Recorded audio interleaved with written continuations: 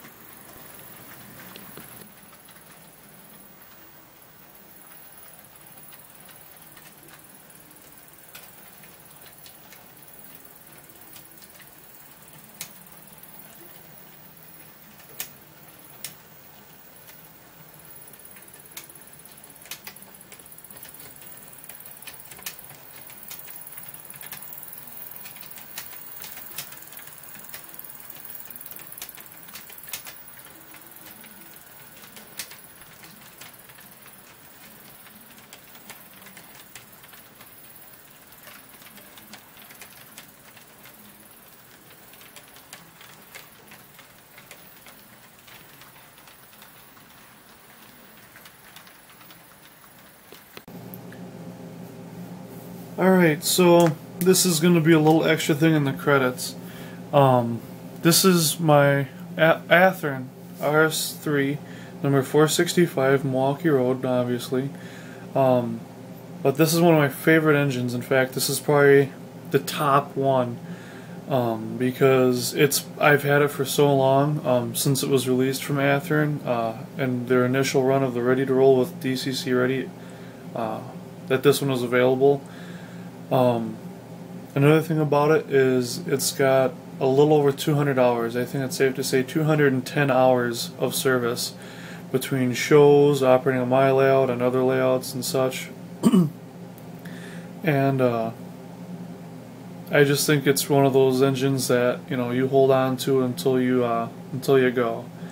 And I really hope this thing is there for me the rest of my life. I've had to replace the couplers, I've had to replace the decoder. In fact, I've got a melted spot on the hood right in front of the cab towards the long hood. It's due for a new drive here shortly. You can hear it kind of getting grindy in there. I want to give it one of the new updated drives. And it is easily my favorite locomotive, which is why I'm starting out with it in the series.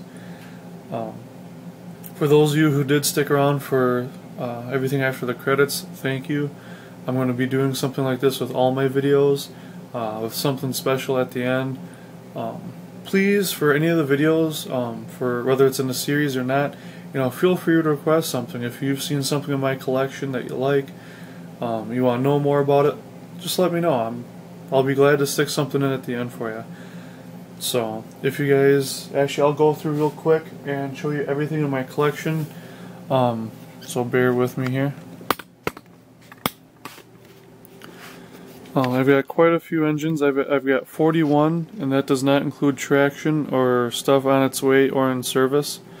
This is just what I have lined up here. I have everything from Fox Rally models, Athearn, MTH, Atlas, Walthers, Proto, Tower 55, Athearn Genesis, Broadway Limited, Kato. I've got the whole gambit here. I've got a good variety for going everywhere across the country where the CM&N roams, and eventually you'll see how the railroad spawns into all this stuff, even the steam engines, and this little Bud RDC and express car here. So thank you very much for watching and sticking around. I really do appreciate my fans and my viewers. If there's ever anything you guys want to see that's special, just let me know. I'm not afraid to get it out there for you. And I just hope everyone has a good time in the hobby. This is supposed to be a fun hobby. I know some people make that difficult. But if there's anything I can ever do for you, please don't be afraid to ask. Just let me know. Until next time, take care everyone.